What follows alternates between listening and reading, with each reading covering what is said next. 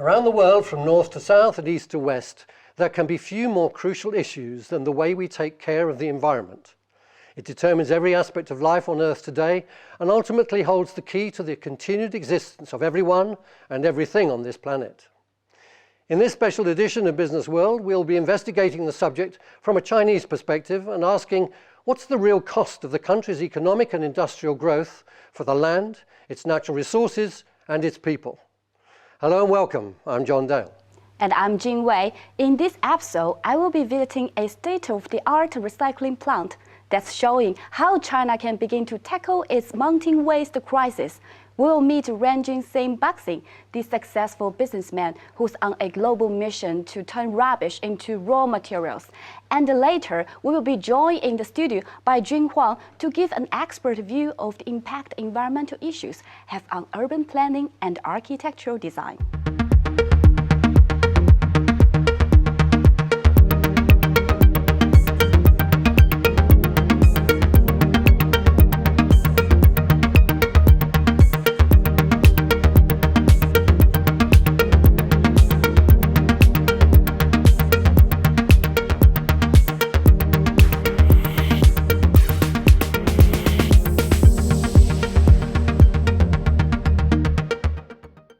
Nowhere more than China is there a greater need for an effective green agenda. The very size of the country, its population, industry and economy, means it faces a mass of serious problems that are to scale and are so similarly vast. History shows there is always an environmental price to be paid for economic development. It was true in the UK, where industrialization in the 19th century brought wealth but also pollution, slums and social inequality. And now China, the world's second largest economy, is facing an imbalance between rapid economic expansion and the need for sustainable development to support a stable society. These statistics are alarming.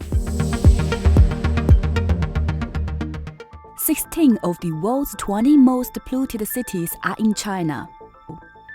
Since 1990, Chinese energy consumption has nearly tripled, and 70% of China's energy is supplied by coal. In 2010, air pollution caused 1.2 million premature deaths. At its worst point in 2013, the density of Beijing smog was more than 3 times the level classed as dangerous, as sick as in a forest fire. It is estimated that half of China's groundwater and 2/3 of its surface water are polluted. China now creates annually a mountainous 250 million tons of municipal solid waste, or rubbish, a quarter of total waste generated in the world every year. Despite moves towards recycling, the amount of accumulated unprocessed waste has reached 4 billion tons. It's estimated that as much as 20% of arable land may be contaminated by heavy metals as a result of the spread of factories and widespread industrial pollution. It seems from the air they breathe and the water they drink to the crops they grow and the land they live on, the people of China are paying heavily for becoming the world's second largest economy. Business World's correspondent Biying Zhang reports from the streets of Beijing. This is what it looks like on the front line of China's battle for its environment. And for many, it appears as if the country's dream of rapid industrialization and economic growth has become a nightmare. Life in China's northern cities is lived under a shroud of pollution, a toxic mix of emissions from power stations, factories, coal fires, and traffic. Here in Beijing, there's an unpopular app for your smartphone, which can measure its air quality. Right now, I can show you just a reading of 234, which is officially classified as unhealthy. But what does that mean for me and for the population of 20 million living and breathing in the city today? Air quality is measured by the density of fine particles of matter less than 2.5 microns, or PM2.5. A micron is a minute measurement of length, around 25,000 to an inch. These tiny particles travel deep into the respiratory system and can penetrate into the lung. Here's how the figures translate in health wellness.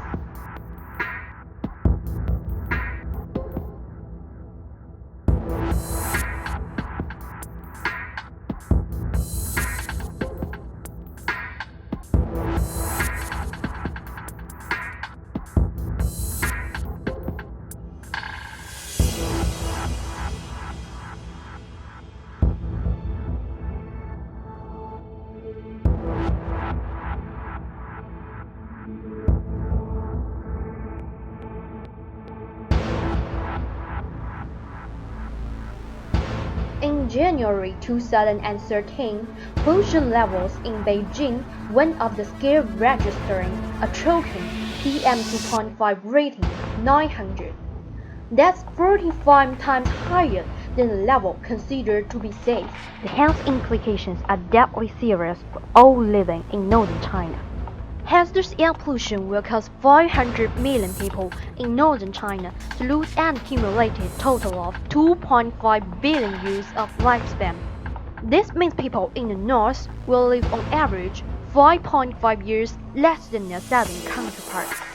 I went out on streets of Beijing to find out how the situation is affecting the lives of some of my fellow citizens. When the pollution is that bad, I just stay at home and don't go outside.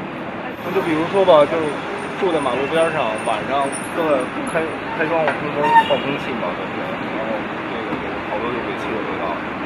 因为现在也冬天还能戴得住，现在戴不住，不好戴得住，因为天气热嘛。 Such individual stories have to show the human face of the problem. But to gain an overview, I went to meet Wang Wei, a climate and campaigner with Greenpeace China. Its report, Dangerous Breathing, focused on the health as well as economic costs of the country's environment crisis. I began by asking her what was main causes of air pollution. Well, for instance, like coal burning, and also the vehicle tail gas, and also some other kind of like living sources, for instance, cooking and stuff. Actually, PM2.5 or air pollution in general can harm people's health in many perspectives. It can cause lung cancer, for instance, and chronic breathing diseases, and also especially like the children's asthma. So both the research we have done, we have reviewed that people live in Jing-Jin-Ji area and also live in big cities. They have been suffer from asthma, especially like kids asthma.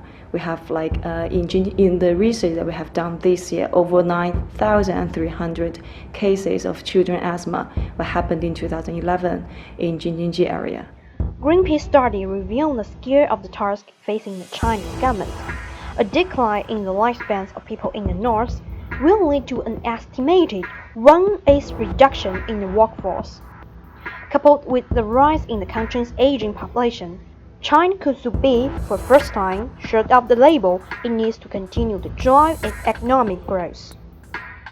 Health loss are a major problem right now because people cannot just bear living in this kind of environment.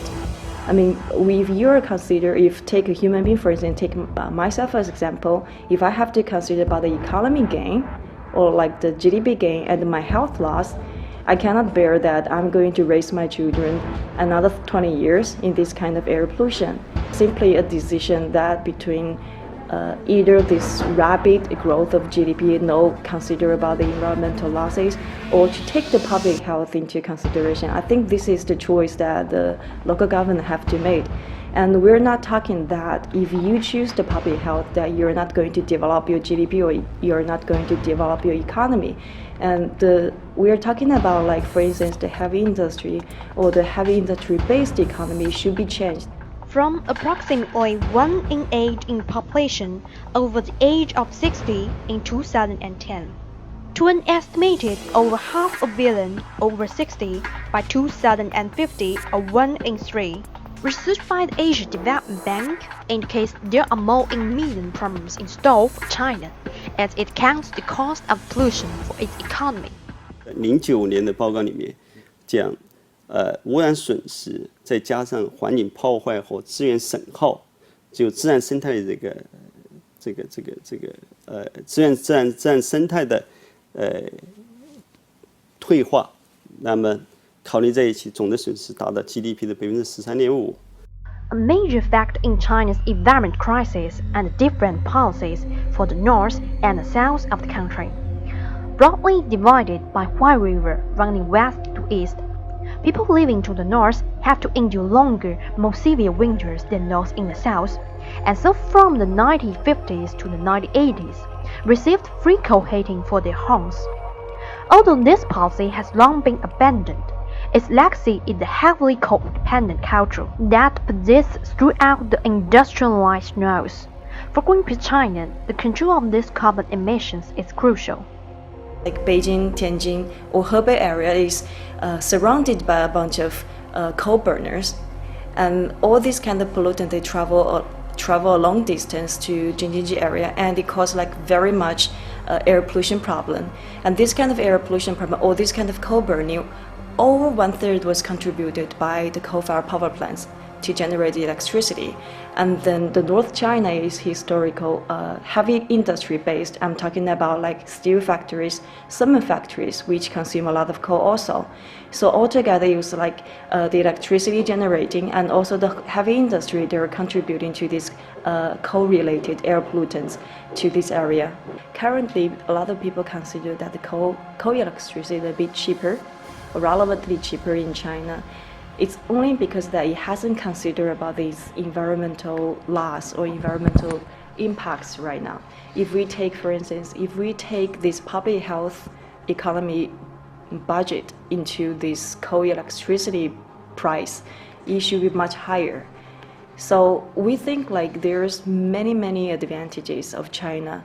China will gain a lot of advantages or like privileges of moving away from coal, and coal will not and should not remain this kind of receiving this kind of subsidy or remaining this kind of low price, and that is simply because it hasn't counted the environmental and the public health. Another byproduct of China's rapid economic development and the growth of the middle class has been the massive increase in the number of cars on its roads. In 2000, there were 4 million private cars. In 2013, there were 120 million private cars out of a total of 250 million vehicles. To counter the impact of exhaust emissions, especially when combined with the use of low-quality fuel, the Beijing government is encouraging motorists to switch to hybrid or electric cars. However, in China, it seems there are no easy solutions to the problem of air pollution. Dr. Christopher Cherry at the University of Tennessee explains. So what we found is that electric vehicles in most cities in China produce a lot of PM 2.5, and this is a very dangerous type of pollution. And in fact, they produce more of that type of pollution than gasoline cars. More of that pollution is actually inhaled by people than even gasoline cars in urban areas. Yeah, so electric vehicles use electricity from the power grid, and they're very efficient vehicles. They are very energy efficient usually. They use very little electricity per kilometer compared to the same amount of energy from a gasoline car. But still, electric vehicles require kilowatt hours electricity from coal power plants mostly. Some places are cleaner than others. So in North China, like in Beijing or other places, there's a heavy reliance on fossil fuels, coal and gas. In South China, there's a higher reliance on hydro power, meaning reservoirs and dams. And in South China, electric vehicles are cleaner than the same electric vehicle in North China. And this is a very different way to think about air pollution control and how we address problems with air pollution from the transportation sector. That's exactly the dilemma in China. Policymakers are promoting electric cars, and people are glad to switch in the hope they will help protect the environment. But there's a danger, and benefit will be lost when most power plants are still using the dirtiest way to produce electricity, like this one.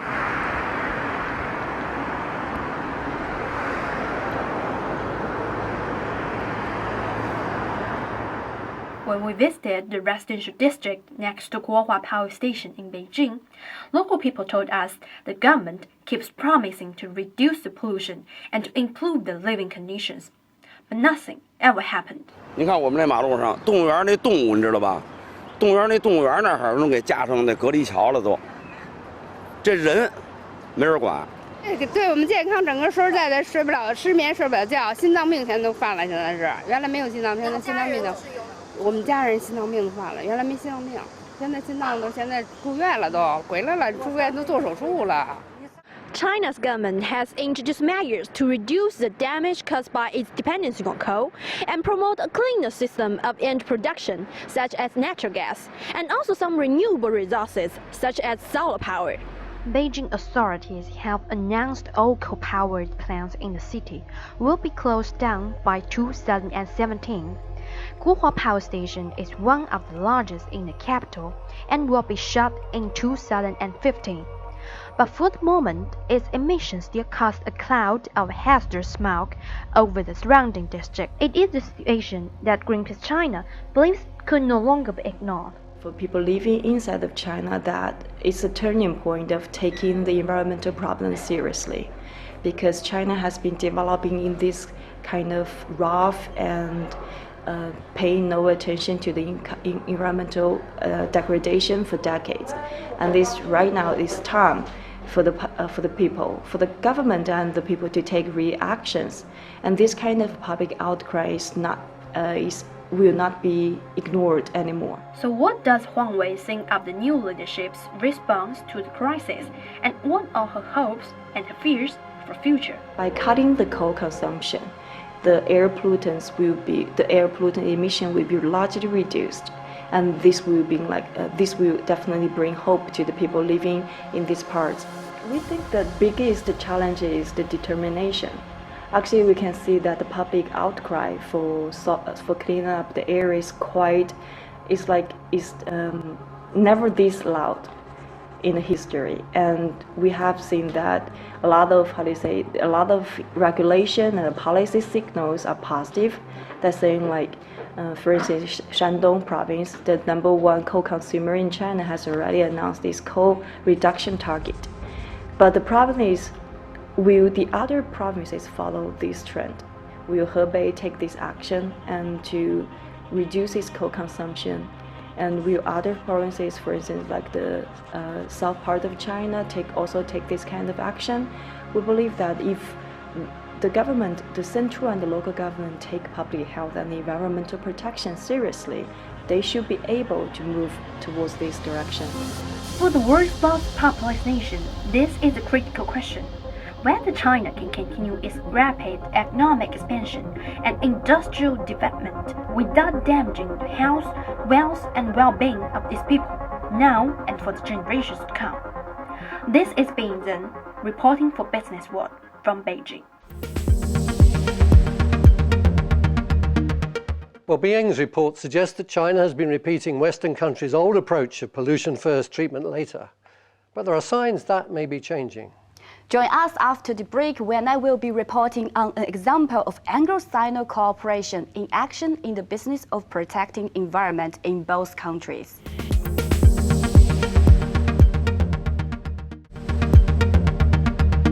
Welcome back to this Business World special edition on the environment. China's demand for low-cost recycled raw materials led to such an influx of waste imports from the West that it has created even more problems. 2013 saw the introduction of the so-called green fence regulation to stop the import of poorly sorted or dirty shipments of non-recyclable waste from foreign exporters. There's also been rapid growth in China's environmental protection industry, expanding by up to 20% annually since 2006. With the support of government tax breaks and subsidies, environmental protection is to be made a pillar industry and is predicted to generate a turnover of $735 million by 2015. This was one of the reasons for a recent visit by a high-ranking delegation from Beijing to deepest West Sussex. Jing Wei was there for Business World. I'm Jing Wei. I'm reporting from Bedford's Brookhurst Waste Recycling Centre in West Sussex for Business World. A visiting delegation of Chinese experts here is a sign of new spread of cooperation between UK and China on this important issue. For China, it is a great opportunity to share in the latest cutting-edge technology. For UK's phones, it is also a great chance to win the business in China's growing environmental industry.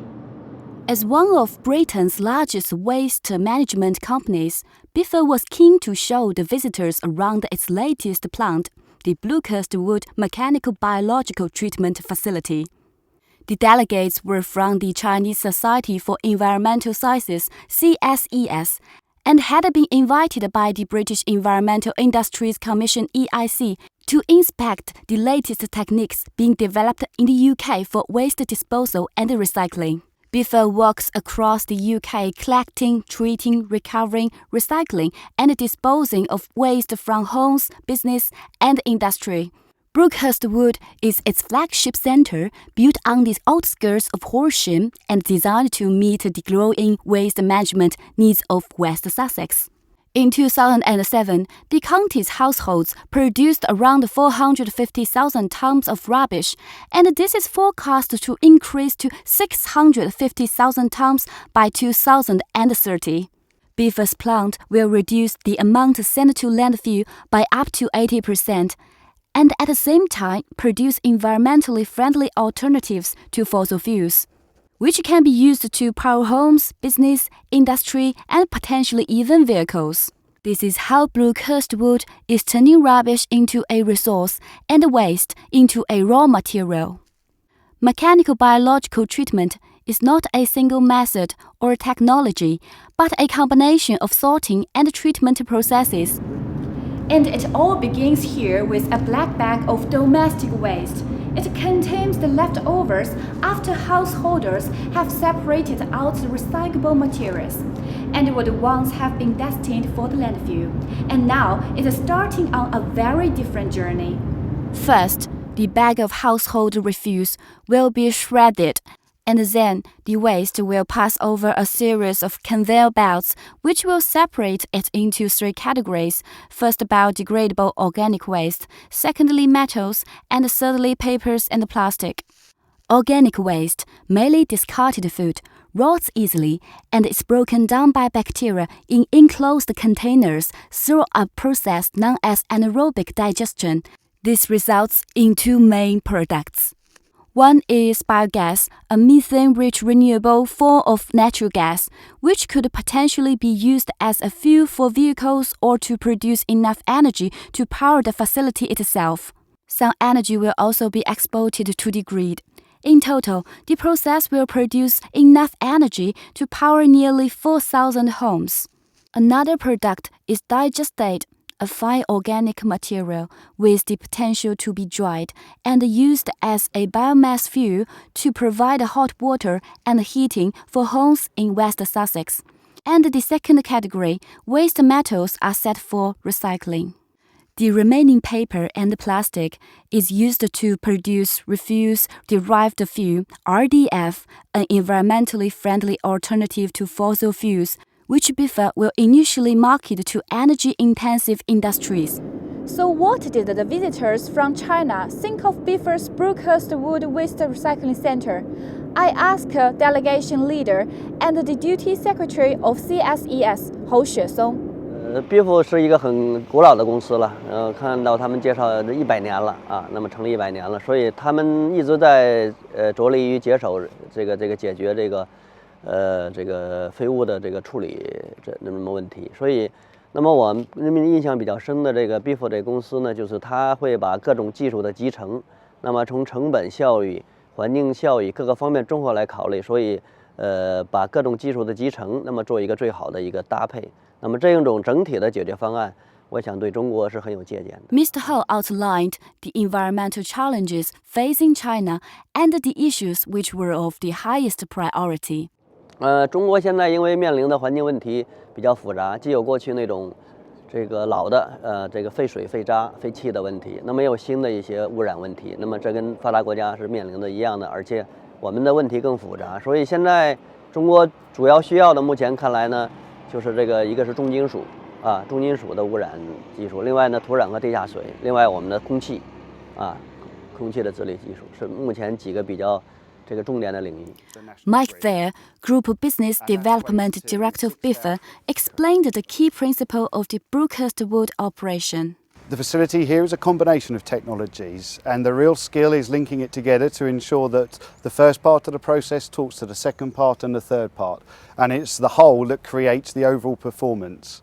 It's a combination of sorting technology, it's a combination of treatment technology, and a combination of gas and electricity generation. So what are the financial benefits of this technology? From a business perspective, we are diverting waste away from landfill that would attract landfill tax. We're also creating commodities that can be resold and generate value in the worldwide market. Mike Thayer also stressed the need for international cooperation. The world's environment is a changing place. Technology, political persuasion, environmental sensitivity has moved up the public's agenda in recent years, and with that a lot of change in technology, process and industry has occurred. That said, it's still very embryonic, and there is an awful lot of opportunity for both public and private sectors, and indeed the third sector, to work together and to create further environmental benefits throughout the world. On top of that, the developed world has an opportunity to assist the developing nations within the world to utilise their experiences and to gain a quick step on that road to environmental improvement. I hope that the Chinese delegation find the information we've provided useful and see how that can fit into a waste management strategy within their own environment. The Environmental Industries Commission was hosting the Chinese visit. Its Executive Director Matthew Farrell told how waste management in the UK had improved in recent years. I think the UK has made a lot of progress, although we've got further to go. If you take something like waste and recycling, about 15 years ago, about 90% of waste in Britain went straight to landfill. And today we've got that figure down to under 50%. And so companies like BIFA, one of our members, are making great progress in extracting more value from waste, in turning it into new products and materials or into energy. And it's those sort of technologies which we think are valuable across the world. In terms of using energy more efficiently, in terms of renewable energy, so solar energy or wind energy, in terms of recycling, and in terms of making sure that our industrial processes don't create too much pollution, we have a generally good record. He also put the subject into its historical context and the advances made in UK in the past 50 years. London had a particular problem going back to the 1950s, and it was a combination of regulation. So the government passed an act called the Clean Air Act in 1956, and that required factories to reduce pollution, and that led to new technologies being developed to scrub out the emissions from the smoke from the factories, and that hasn't completely solved London's problem. Air quality in London does need to be better, but it was an important way of government and business working together to improve the quality of the air, and that's important for all of us. Did Matthew Farrell think the environmental problems that China currently faces will bring about more opportunities for cooperation between the two countries? The opportunities for cooperation, I think, are very considerable. I think both countries face some similar challenges environmentally, whether that's around getting more value out of waste or improving air quality. Obviously the scale in China is much larger than the UK, so I think technologies being developed here in the UK around returning contaminated land to good quality use or getting more energy out of waste are relevant in China, and equally there are technologies in China we can use in the UK. And interesting to take nuclear energy, for example, where we in the UK are just starting a new programme, and we are having investment from China where they're ahead of us in new nuclear power stations. It was in May 2013 that the Environmental Industries Commission signed an historic Memorandum of Understanding with the Chinese Society for Environmental Sciences. Matthew Farrell and Hou Xuesen told me why they thought this was such a significant step and will create more business opportunities between UK and China's green sector. Yes, the memorandum between EIC and CSES is very important, and we were very privileged to be able to agree that memorandum. And the way it works is it enables companies in Britain who are members of EIC, who we can show are reputable companies with a good technology. It enables them to make contact with colleagues in China through CSES, and that helps to form a business relationship over time. So it's a way to enable the two countries to work together and for individual companies to find a way to explore opportunities in the Chinese market. 因为中国现在大家都知道这个高速的经济发展，尤其最近呢，在资源和环境方面遇到瓶颈，所以中国也面临到极大的一个经济的转型。那么要用新的一个方式，那么所谓新的方式，大家理解就是可持续发展的一个方式。所以这样呢，我们需要各种各样的新技术啊。那么我们的这个整个的中国的市场，应该说对全世界都是开放的。所以我们当时和英国签这样的协议呢，也就是基于这种目的。那么希望能把这个中英两国加深了解，把英国的 这个比较先进的一些管理的技术和经验呢，能介绍到中国，来推动中国这种经济的转型。 So, it seems that this could be the first of many such Chinese delegation visits to UK as both countries concentrate on environmental strategies. There appears to be commitment to work together on creating safer and cleaner environment, to find affordable and renewable source of energy, and to create more sustainable environment for all the people on this planet. This is Jin Wei reporting from West Sussex for Business World Propeller TV. And from West Sussex, next we will be going east again to China. Please join us after the break when Jun Huang will be giving us an insight into how the environment is influencing urban planning and architectural design in modern China.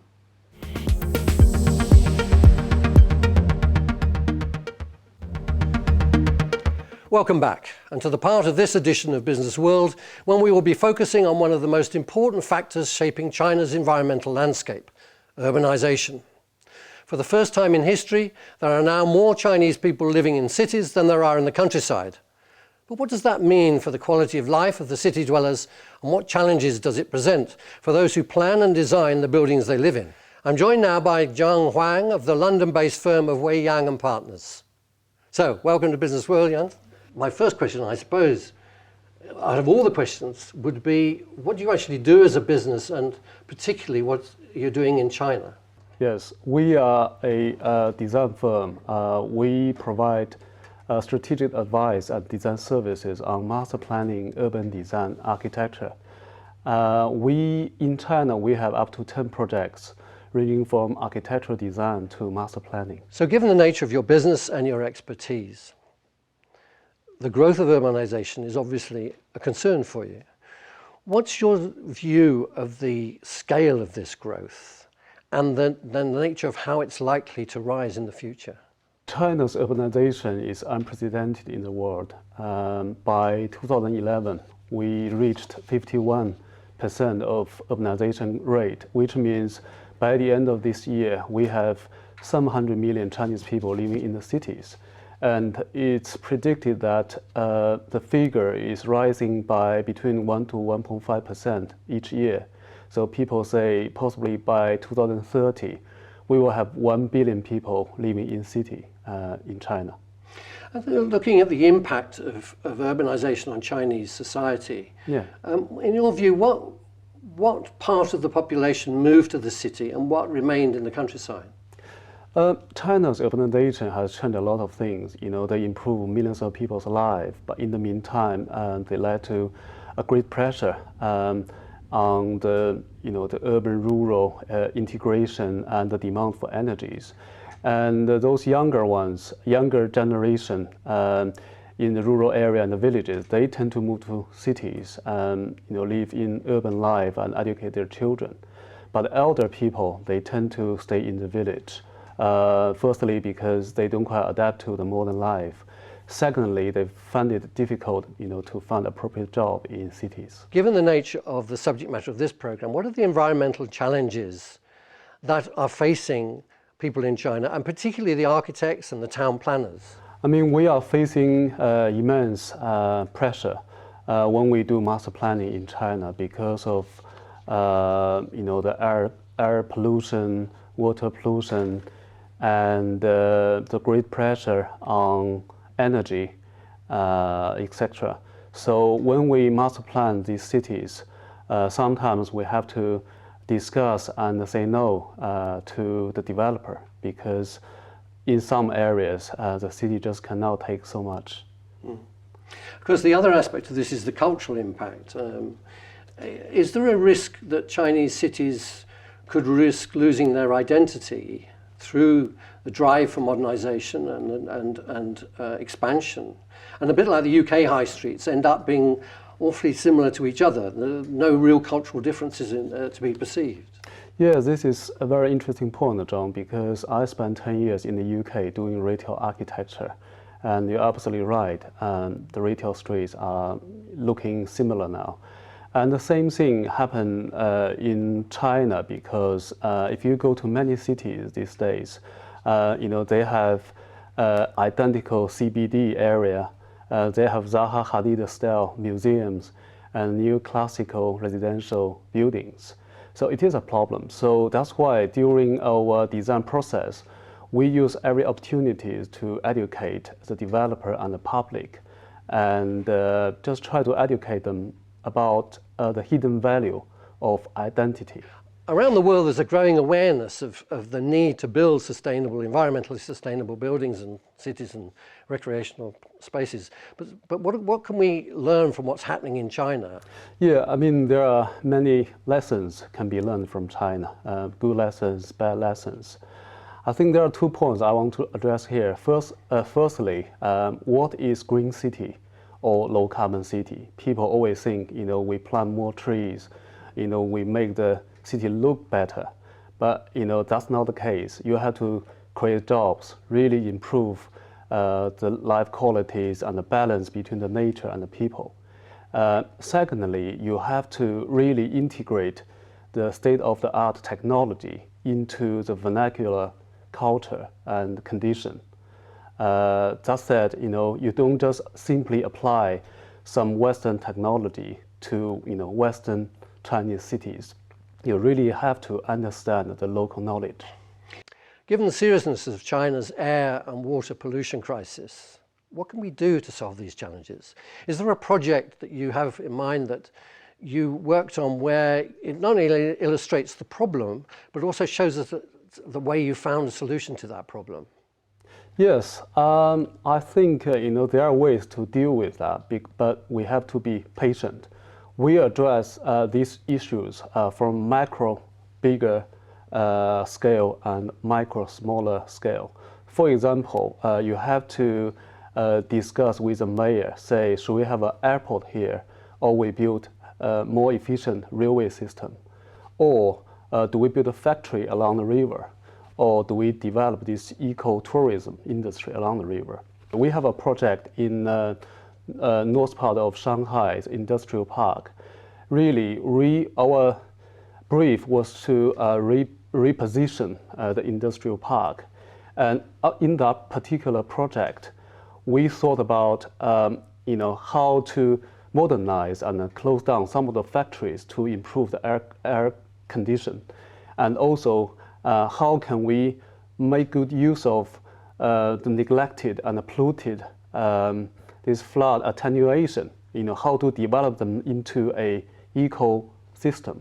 How is your company moving forwards in the use of renewable energy sources in some of your planning and building projects? Yeah, I mean, renewable energy is an integral part of sustainability. When we take on a project like this, we always define the strategy in the first, and then we take that to very detailed level. We talk to the public, the local resident. We do public consultation.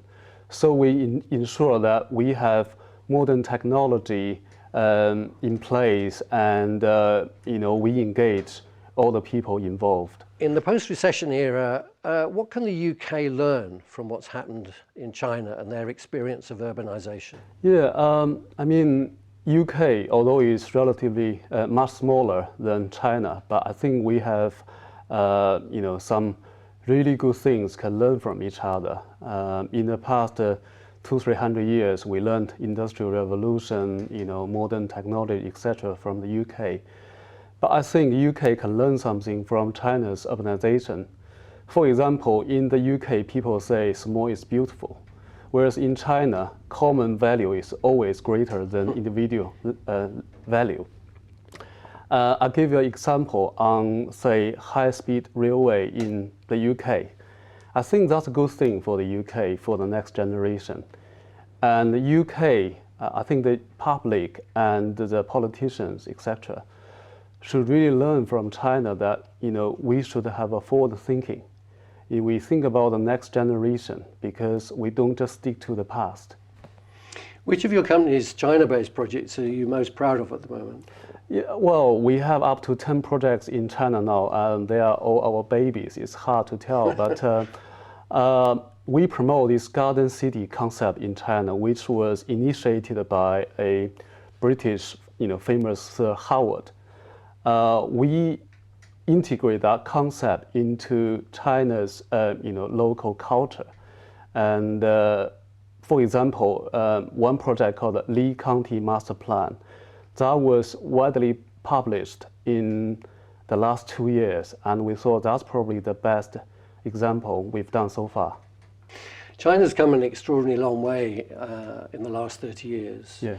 What are your hopes and your ambitions, and I suppose your concerns and your fears, about how the future is going to unfold and how we can develop in terms of creating this more sustainable, better, safer, healthier environment for what is a population of maybe 1 billion, it's predicted, will be living in cities in China by 2030? I really hope that we could keep the momentum and maintain a very steady, sustainable growth. But in the meantime, I have a few concerns. For example, what's the impact of globalization on China, and how do China react to it? And secondly, the global warming and energy crisis, etc., because that would affect, everybody's daily life. And thirdly, and more importantly, we have a lot of environmental measures. How can they work? And can we really resolve the fairness issue in the rapid urbanization? I think these are the three main concerns. Thank you, John, for sharing your insights. Thank you, John. It's certainly a subject that's of such importance that I'm sure it'll be one we will return to on Business World in the future. So, when it comes to taking action on the environment, how much can we do as individuals? Is it all up to governments and multinationals, or can each of us make a real difference just by doing something as simple as putting out the garbage? One person who believes we can is Ranjit Singh Baxi. He's not only a global green campaigner, but he's also built a worldwide business empire on this modern-day form of alchemy. Not turning base metal into gold, but transforming rubbish into valuable resources. Ranjit told Propeller TV his story.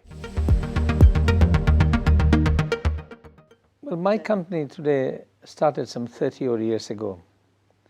When I started business, like anybody else, your aim is to create a business model that works for you, that generates revenue for you, and has got a growth model in front of it. But more than that, when I started my business, both my wife and I, we are very much in love with nature. We started raising awareness that really what we are throwing into the ground has a value.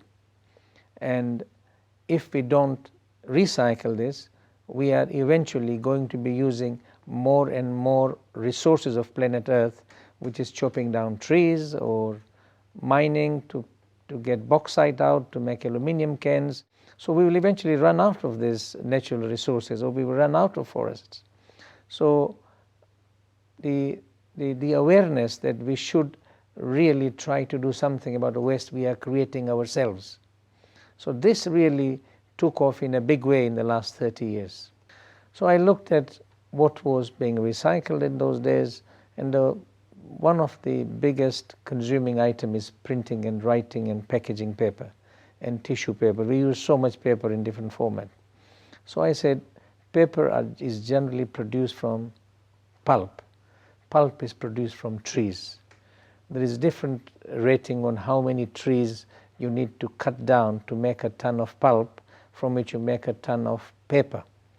Generally the reading is something like 10, 12, 13 trees have to be chopped down for every ton of paper that you produce.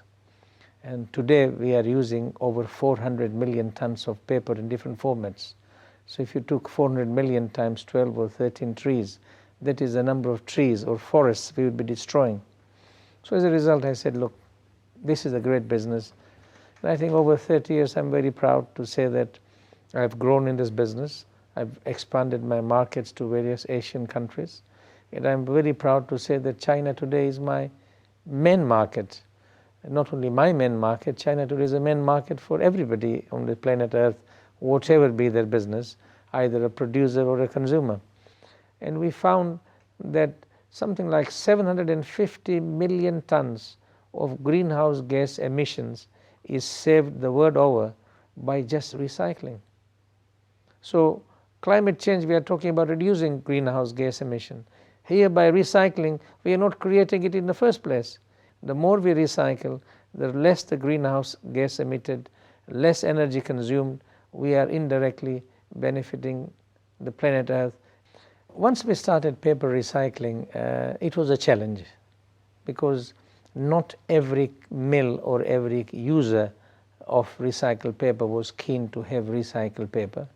Number two, not every producer of recycled paper was able to supply the industry with the kind of paper that they would require. So it's a challenge for the recycling plant to produce a waste paper in a format that suits them. But anyway, as we were coming across and building on this, we found that there were other products also that the market was very keen. Obviously, metal is an old known product. We have been recycling metal for many, many years, even before I started business. So we have obviously always tried to sell scrap metal. But what is very interesting in the last 10, 15 years, the recycling of plastic has taken to the forefront. There are lots of industries that are looking to recycle plastic. If you didn't recycle plastic, I really don't know what would be the consequence on planet Earth. By recycling plastic, whilst we are meeting the need of the consumer, we are also saving the carbon emissions, the carbon footprint on recycling a ton of plastic milk bottles or a ton of plastic drink bottles, which is polyethylene, which is PET, is probably much lesser than what you would have used otherwise. So I think there is no solution at the moment that we need plastic. We are going to use it, and therefore we need to recycle it. In 1995, China was probably importing less than 1 million tons of paper. I'm very proud to say today China is importing over 30 million tons of paper worldwide. On the top of that, China is collecting them in their own countries, quite a large volume of paper, which I could easily believe to be close to 50 million tons. And China today is producing paper in the region of 90 million tons. So it's quite a growing and a vibrant economy. And that's where I felt I was adding service and value, that I was, instead of having the waste paper as they call it, we call it paper for recycling, going into landfills in Europe or America, we are trying to stop that from happening and shipping it to Asian economies who are using it to make into boxes, which are again packed with televisions and computers and whatever else we buy from China and brought back to Europe. So I really think it is a very nice loop, what we call as a globally closed loop. I call the loop to be a global loop, not just a European loop, because we are serving the globe, not just Europe. But personally, I would like to say that we must not be talking about climate change. We should be talking about how can we increase recycling?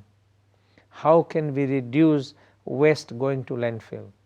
how can we use our products time and time again, 6, 7, 8, 10 times, recycle them, instead of using the products from planet Earth, because a finite source, they will run out. Maybe they run out in 50 years, they run out in 100 years.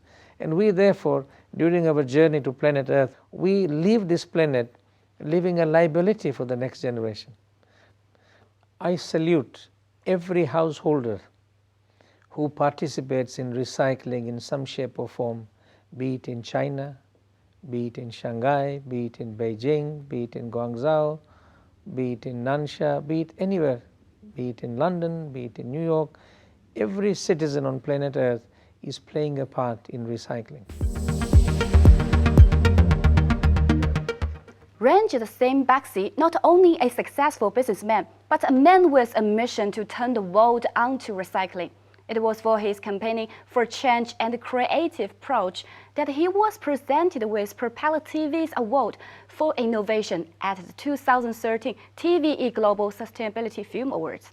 This was J&H Sales winning entry, Scrapped, Recycled. Hi, my name is Prachi Bajania. I'm 24 years old and I'm from India. Here's my film and I hope you enjoy it.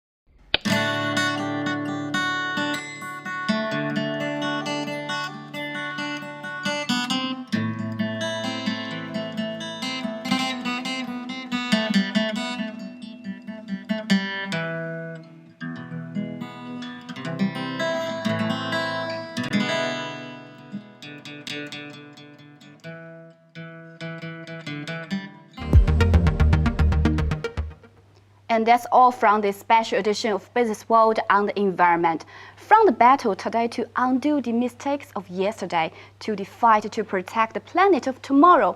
Thank you for watching, and we look forward to bring you more programs on the issues that matter to you. So please do get in touch if you have any comments on today's topic, or there is any other relevant subject you would like us to consider investigating.